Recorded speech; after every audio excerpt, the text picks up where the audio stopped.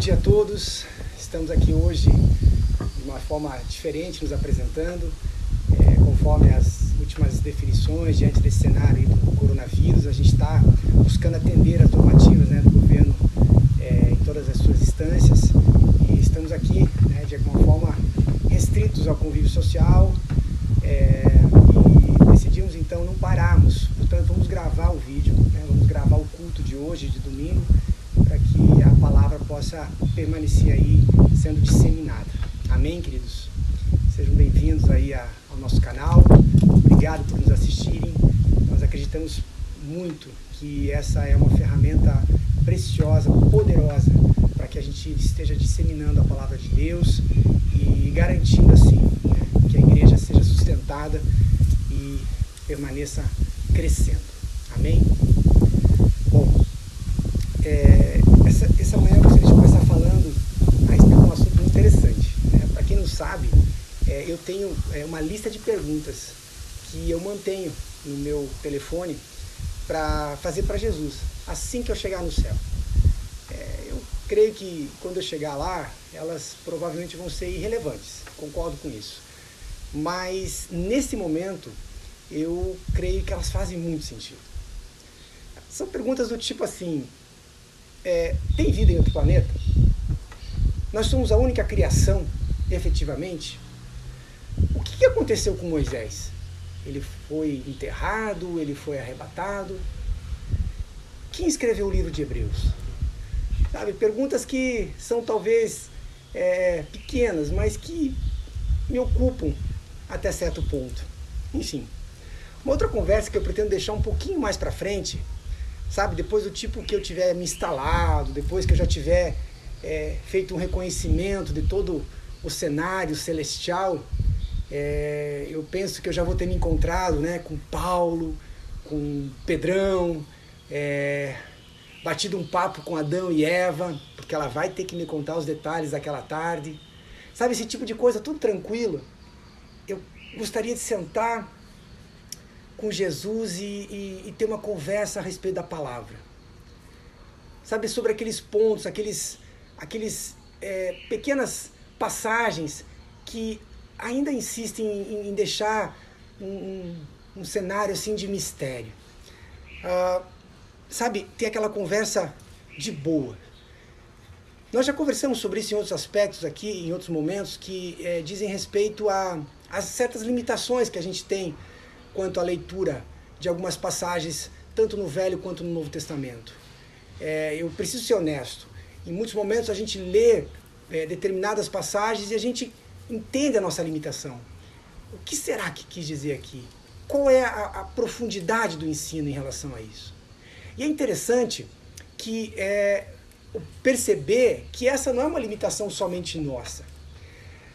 Pedro, na sua segunda epístola, lá no capítulo 3, no verso 15, na metade em diante do verso 15 e o verso 16, ele já mostra para nós esse potencial da palavra de Deus. Veja, isso foi escrito no primeiro século, quando todos os escritores do Novo Testamento nem imaginavam que as suas cartas, os seus escritos se tornariam efetivamente parte das Escrituras. Mas vamos ver o que Pedro fala em relação, por exemplo, aos escritos de Paulo, que já eram disseminados por toda a igreja, pela igreja da Ásia Menor, pela igreja em Jerusalém, na igreja na Europa. As suas cartas já eram amplamente difundidas. Então Pedro fala assim, a partir na metade do verso 15 no capítulo 3. Como igualmente o nosso amado irmão Paulo vos escreveu, segundo a sabedoria que lhe foi dada. Escreve de mesmo modo em todas as suas epístolas. Então Pedro está falando a respeito das cartas de Paulo, que já estavam, como eu disse, sendo disseminadas pelas igrejas. E ele fala assim, nessas cartas, discorrendo nelas sobre esses assuntos, a respeito da vinda, do retorno de Jesus, nas quais existem trechos, vejam só, difíceis de entender. Pedro diz que essas cartas, existem trechos que são realmente difíceis de entender. Pedro está admitindo, até certo ponto, a sua limitação, em também entender a profundidade do que Paulo está falando, os quais são distorcidos pelos ignorantes e insensatos, como fazem também com as demais escrituras, para a própria destruição deles. Olha que interessante. Pedro, ele aponta para uma situação de difícil compreensão, não de impossível compreensão, mas de difícil compreensão, já naquela época. Bom, até hoje, né, e hoje com inúmeras ferramentas e regras exege, e todo o arsenal literário que a gente dispõe, ainda assim encontramos barreiras, limitações para uma completa compreensão da palavra de Deus. E eu não quero dizer aqui uma compreensão errada da palavra de Deus. Não é esse o ponto. Isso é outra história. E o que pode sim, né, uma compreensão errada nos levar a erros doutrinários que podem ser menores ou maiores e até mesmo a heresias. O que eu quero dizer aqui fala a respeito de uma compreensão que seria correta, porém superficial, rasa, incompleta. Sabe, a gente já conversou aqui sobre isso várias vezes. Bom, na minha lista de passagens com essa conotação, eu me deparei sobre esta aqui, esta semana. Ela está lá em Marcos, no capítulo 3, versículo 27, e fala assim: de fato, ninguém pode entrar na casa do homem forte e furtar dali os seus bens, sem que primeiro o amarre. Só depois conseguirá saquear a casa dele. Por várias vezes, quando eu me deparei com essa passagem, eu preciso confessar, inclusive ela está presente também nos outros evangelhos sinóticos, em Mateus e Lucas, eu confesso que eu passava meio batido. Eu quero dizer, eu não, talvez dedicava uma atenção especial sobre ela. Eu não parava, não meditava, não estudava a fundo. Então essa semana eu resolvi me debruçar mais sobre ela. O que Jesus quis dizer sobre isso? Qual era o ponto, o propósito por trás do ensino? Nós já falamos inúmeras vezes que Jesus era absolutamente intencional em tudo que ele fazia, em tudo que ele falava. Então nós precisamos convir que há alguma coisa muito importante por trás dessa, entre aspas, simples história que Jesus nos conta. Bom, nós precisamos, em primeiro lugar, partir do pressuposto que todas as coisas estão sempre conectadas. E quando eu digo todas as coisas, eu preciso frisar aqui que diz respeito ao Velho e ao Novo Testamento. A nossa Bíblia, ela não começa em Mateus. A nossa Bíblia, o nosso fundamento doutrinário, a nossa teologia, a nossa fé, ela é absolutamente fundamentada de Gênesis a Apocalipse. Muitos erros, na verdade, doutrinários, eles nascem de frases isoladas sendo retiradas para buscar embasar uma visão. Coisas do tipo: é dando que se recebe. Tudo posso naquele que me fortalece. A verdade vos libertará. Então, muitos buscam pegar essas pequenas frases verdadeiras, genuínas, que são, de fato, capazes de gerar em si próprias um fruto, mas elas são usadas, pinçadas de maneira superficial. Elas não são colocadas dentro do seu verdadeiro enredo, do seu contexto todo. E aquela velha história, um texto fora do contexto é apenas pretexto. Bom, quando Jesus usa essa história de um valente sendo contido, amarrado, e seus bens sendo levados por outro, ele estava, na verdade, aqui, se nós lermos toda a passagem, sendo acusado, duramente acusado, de ser ali aliado a Belzebu. Depois de ter libertado muitos de possessões demoníacas. Naquele momento, ele retruca os seus opositores, e busca deixar claro a sua intenção, e não só isso, o seu nível de autoridade ao fazer o que ele faz. Vejam, eu já ouvi pregações onde eles usavam o valente aqui da história, o que foi efetivamente amarrado, como sendo um homem qualquer, que não atenta para a sua parte espiritual e se torna, portanto, uma vítima de Satanás que o imobiliza e então leva os seus bens, a sua casa, a sua família. Porém, não é esse o contexto aqui, absolutamente. Jesus está, na verdade, num confronto direto com os seus opositores, que estavam sempre, aliás, buscando alguma aresta nos seus ensinos, nas suas ações, para poder calá-lo. E aqui não é diferente. Na verdade, esse foi um momento bem tenso, eu acredito. Jesus havia curado um rapaz cego e mudo, que imediatamente voltou a ver e a falar. E a raça de víboras ali presente naquele momento já reagiu nesse sentido, alegando que ele somente era capaz de fazer o que acabara de fazer e o que vinha fazendo, expelir demônios, porque Jesus era, de alguma forma, parceiro, aliado do próprio Beelzebul. Bom, precisamos saber que, na opinião dos judeus, os seus corpos poderiam ser, sim, invadidos por demônios. Essa era a cultura, esse era o entendimento dos judeus da época. Eles poderiam ser, sim, possuídos por demônios, que viriam a trazer neles a consciência do demônio em si, inclusive afligindo a pessoa com males, com doenças, com incapacidades, deficiências. Portanto, muitos dos que cursavam com deficiências como surdez, cegueira ou alguma paralisia, eram, antes de mais nada, possuídos de demônios. Então, na medida que esse rapaz voltou a falar e voltou a ver, ele havia sido, obviamente, libertado de uma possessão demoníaca. Bom, agora imagine só você num culto em qualquer cidade por aí.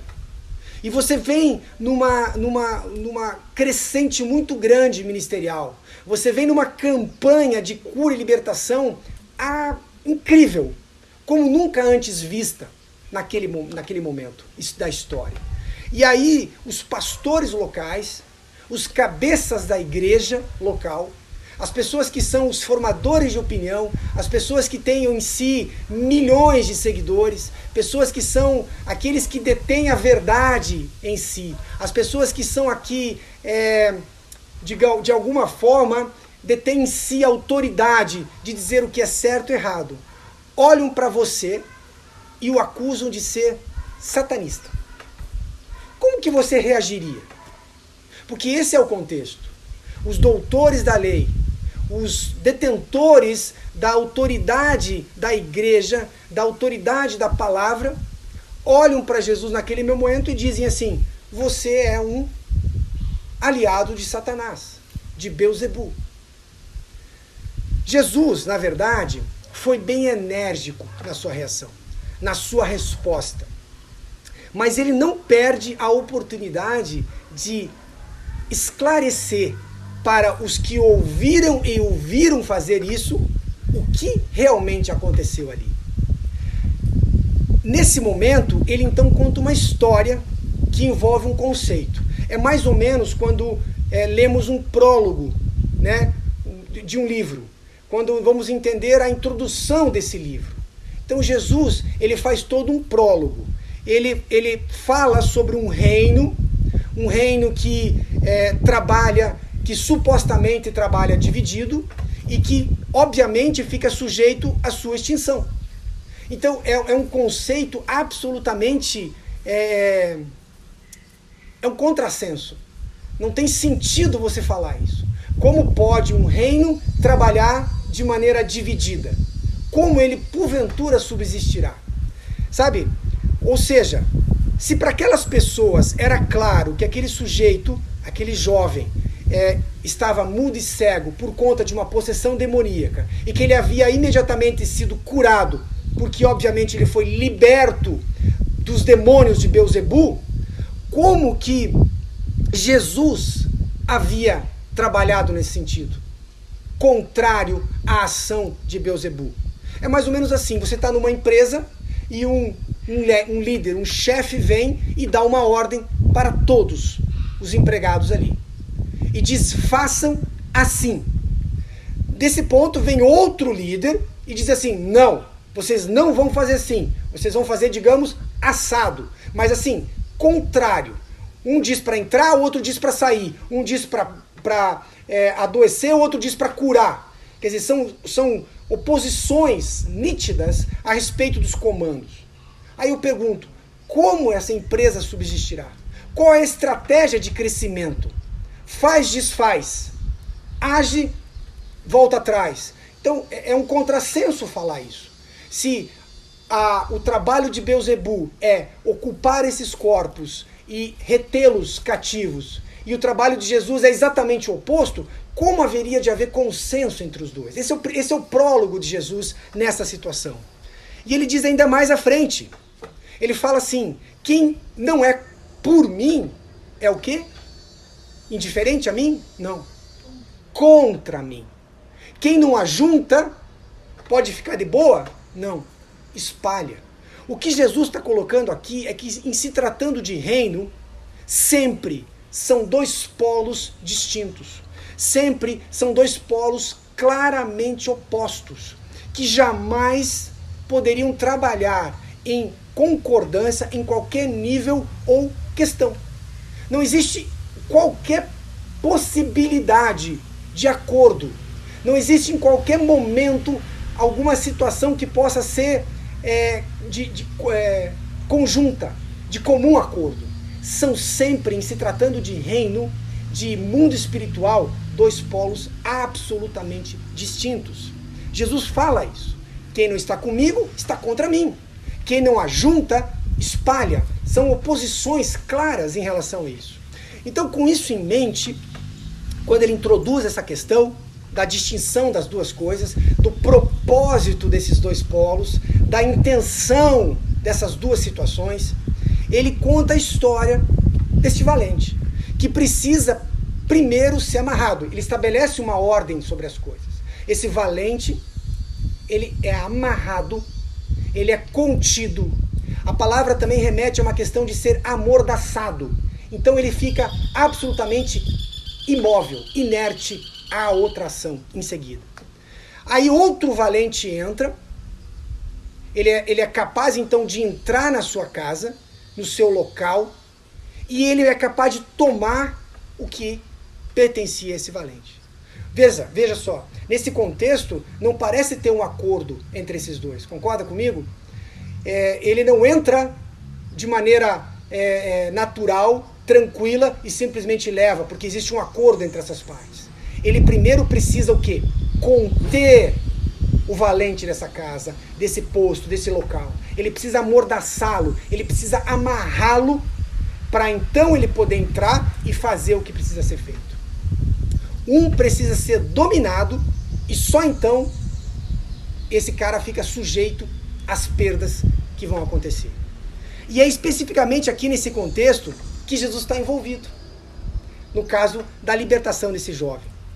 O valente, portanto, que foi amarrado na história para que outro valente entrasse ali e lhe saqueasse os bens, é exatamente Beelzebu.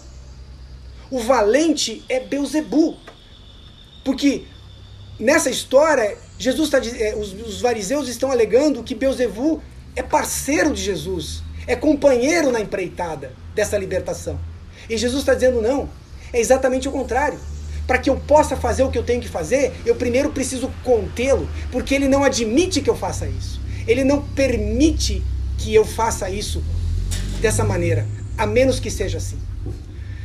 Lembre, Jesus havia acabado de curar um jovem que a Bíblia conta que estava endemoniado. Enquanto uns exaltavam como sendo o Messias, o prometido, o filho de Davi, outros o acusavam de ser o filho das trevas, de ser parceiro de Satanás. Jesus, então, está afirmando, mas não só afirmando, ele está provando que ele era capaz de fazer o que ele havia feito, libertado esse rapaz, somente porque houve contenda e não acordo entre ele e Satanás. E essa contenda acabou em um ato de imobilização desse valente, para que ele pudesse só então libertar esse sujeito, lhe saqueando o que era seu e não entrando em acordo com ele para retirá-lo. E não é assim na vida real. Quando alguém, um ladrão, vai entrar na casa de alguém, ele não primeiro precisa imobilizar o sistema de defesa, ele não precisa primeiro conter toda e qualquer resistência à sua entrada, para só então entrar e saquear aquilo que que ele busca tirar. Quem entra numa casa para saquear tem que primeiro dominar o que guarda os bens. A menos que haja consenso, que não é o caso, não há outra maneira. Olha só, interessante, em Lucas 11 a gente lê de uma maneira um pouco diferente, que vai ampliar ainda mais essa perspectiva. Fala assim, em Lucas 11, quando um homem forte, bem armado, guarda sua casa, e nós precisamos abrir um parênteses aqui, Satanás não é um inimigo qualquer, ele não é um fraco qualquer, muito pelo contrário, nós precisamos sim reconhecer a sua capacidade, a sua perspicácia em todas as coisas. E seria tolice nós ignorarmos isso. Portanto, Jesus está colocando a devida ordem nas coisas. Jesus está mostrando que existe um inimigo perigoso, um inimigo forte, um inimigo capaz de criar armadilhas, dificuldades, barreiras muito grandes para ser tocado, para ser ainda mais imobilizado. Mas vamos voltar ao texto. Mas quando alguém mais forte, aleluia, alguém mais forte, ele está dizendo que existe um cara forte, uma pessoa bem armada, capacitada, que guarda os seus bens, e tudo ali está seguro. Mas eis que surge alguém mais forte ainda, e o ataca, e não só o ataca, mas o vence, tirando-lhe a armadura em que confiava e divide os bens que lhe restaram. Ou seja, ele dá um cenário de guerra, ele não dá um cenário de acordo, ele não dá um cenário de um acordo de paz, ele dá um cenário de guerra. Ele tira a armadura. Isso remete a um conceito de subjeição. Esse guerreiro, quando retirado a sua armadura, ele está absolutamente vulnerável ao ataque. E ele fala o quê? Divide os bens, fala de espólio, os despojos de uma guerra. Portanto, nós estamos aqui Jesus está então deixando claro sua autoridade e poder sobre quem? Sobre Satanás e seus demônios. E ainda ele destaca um ponto crucial sobre o tema todo. O poder que lhe deu autoridade para entrar na casa do valente, para amordaçá-lo e lhe saquear a vida, vinha de quem? De Beelzebu, como esses fariseus o acusavam? Absolutamente. Vinham diretamente do Espírito Santo. O poder que deu a autoridade para que Jesus fizesse isso, amarrasse o valente e saqueasse essa vida, veio do Espírito Santo. Dessa forma, quando os fariseus o acusaram de estar agindo pelo poder de Beelzebu, pelo poder do espírito de Satanás, enquanto ele na verdade agia pelo poder do Espírito Santo, os fariseus, não estavam caluniando somente a Jesus. Eles não estavam injuriando, profanando apenas a Jesus, o Filho do Homem, o qual Jesus diz, pecado este poderia até ser perdoado. mas todo pecado que fosse feito contra o Espírito Santo.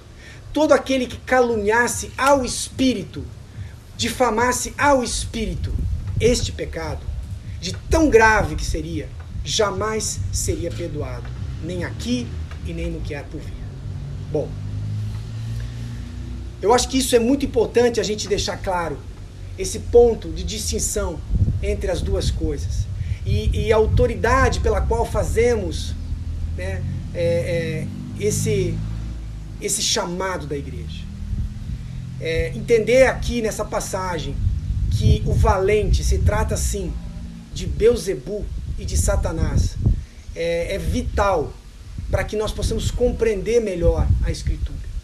Talvez um entendimento superficial para que possamos até imaginar, chamar Satanás de valente, mas o ponto aqui é a parábola, o ponto aqui é a história, é a forma figurada, né, para que Jesus está atentando para as duas coisas. Jesus não está exaltando a capacidade, o poder, né, de Satanás. Jesus só está alertando para o seu potencial perigo e a necessidade que temos em depender do Espírito Santo, porque não há acordo, não há qualquer conversa que possa ser iniciada, qualquer trégua que nós possamos querer promover entre esses reinos. Isso não existe. O que nós precisamos entender é que existe uma batalha contínua e que a única forma de nós lidarmos com isso é nos aliando ao Espírito Santo e pelo poder e autoridade trabalhar no sentido de conter esse inimigo para lhe saquear os bens. Agora, o que mais interessante eu vi meditando sobre essa passagem foi exatamente uma chamada referência cruzada. O que quer dizer isso? Muitas, mas muitas mesmo, dos ensinos de Jesus, das próprias palavras de Paulo, que muitas vezes são atribuídas a ele por falta de conhecimento, são, na verdade, citações das Escrituras. Então nós percebemos aqui uma coisa muito importante.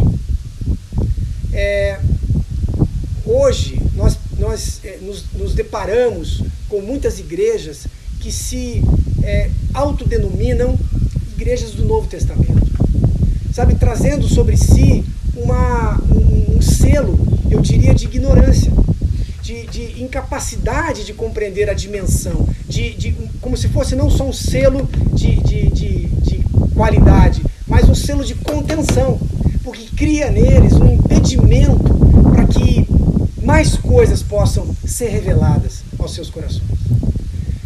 Quando nós vemos todos os personagens, e principalmente os autores, por mais que Jesus não tenha escrito, né, nada, mas Jesus foi sim o inspirador para que tudo pudesse ser efetivamente redigido, nós vemos a quantidade de citações a respeito das Escrituras. O próprio Paulo fala que as Escrituras são vitais, elas são inspiradas por Deus e elas nos servem para inspiração de ensino, de admoestação, de confronto.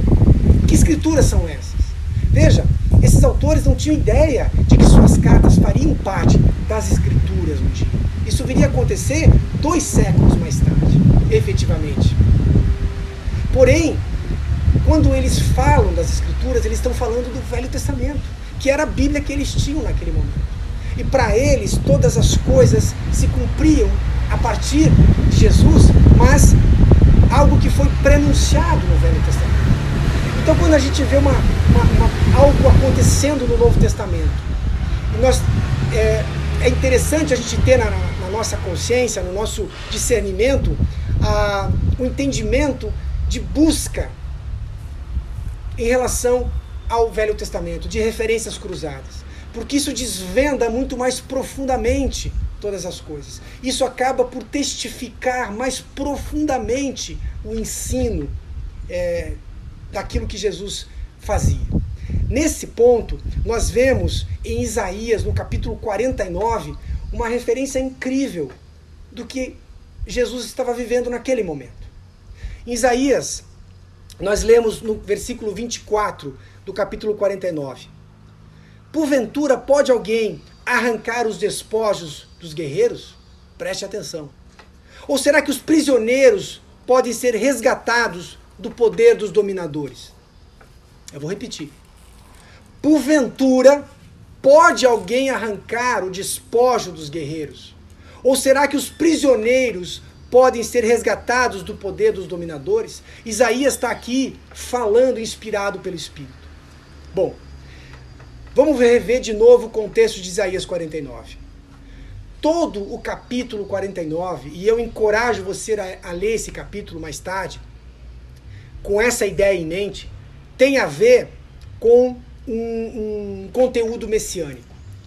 Todo o capítulo 49 remete a uma visão messiânica. Essa pergunta retórica é uma pergunta a respeito do Messias que haveria de vir. Será que poderia acontecer isso? Será que os cativos, será que aquele que foi, digamos, dominado, porventura poderá ser ele resgatado? Aquele que já está nas mãos do inimigo? Será que isso pode gerar em nós um sentimento de esperança?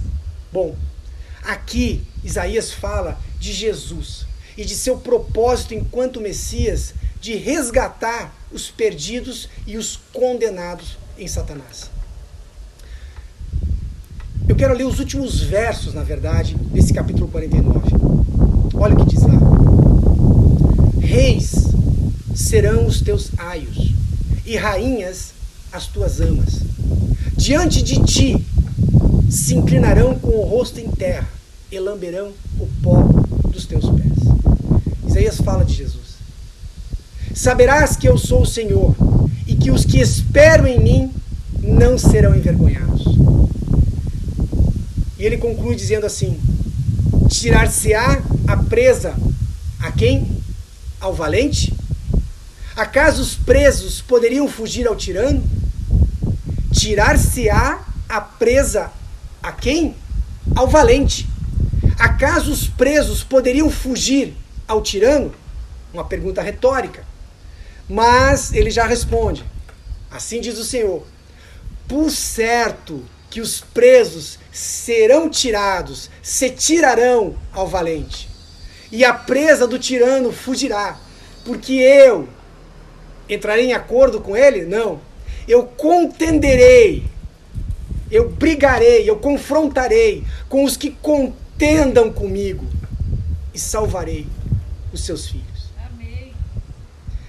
Dessa maneira, quando Jesus conta essa história a respeito do valente sendo imobilizado e uma vida sendo libertada das mãos de Beelzebu e do tirano, Jesus não está apenas contando uma história.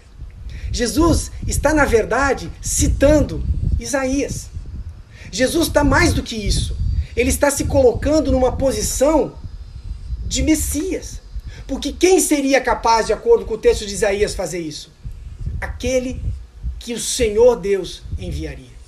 Aquele que seria capaz de contender. Então, Jesus está contando algo muito importante.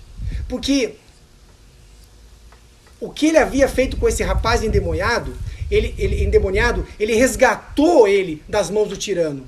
Ele tirou da mão do valente que o mantinha preso. A presa foi tirada do tirano. Portanto, eu acredito que esses fariseus que o confrontaram naquele momento com aquela frase absurda, eles que eram conhecedores profundos da palavra. E Isaías, para eles, era um texto obrigatório de conhecimento, não somente de leitura, mas de memorização. Esses homens sabiam os 66 capítulos de Isaías de cor. E naquele momento, quando Jesus conta essa parábola, Jesus não está apenas contando uma parábola, Jesus está citando uma passagem, Jesus está citando as Escrituras.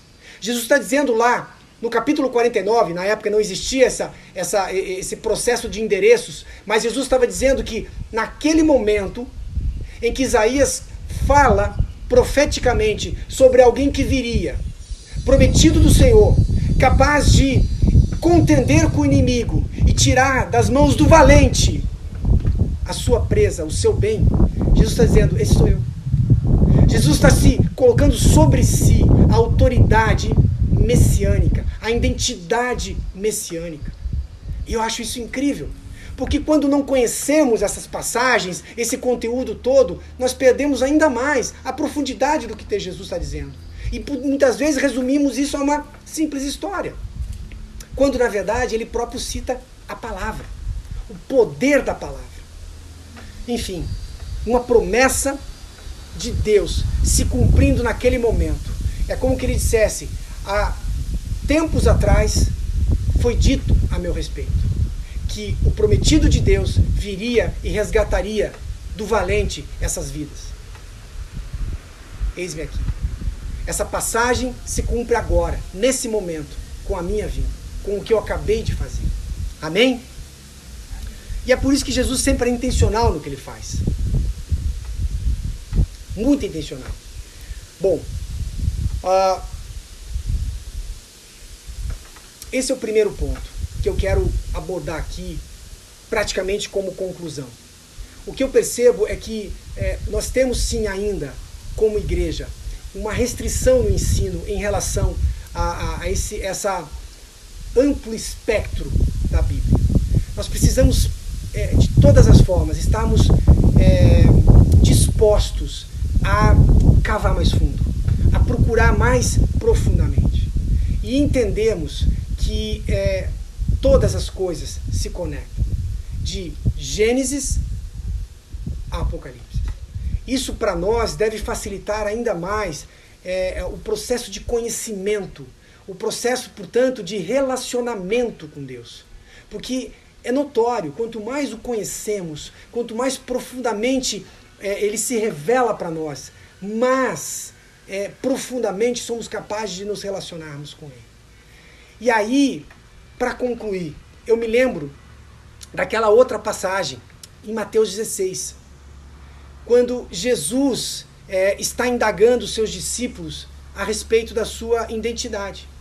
Jesus está, na verdade, ali buscando ser intencional. Jesus não está preocupado com o que realmente pensam a respeito dele, o que estão falando de mim nas redes sociais. Não. Jesus está buscando uma dinâmica para levar os seus discípulos a verdadeiramente compreender quem ele é. E nesse processo, dessa dinâmica toda, Pedro consegue finalmente identificá-lo como sendo o Messias. Tu és o Filho do Deus vivo. Tu és o Cristo, o Messias, o Filho do Deus vivo.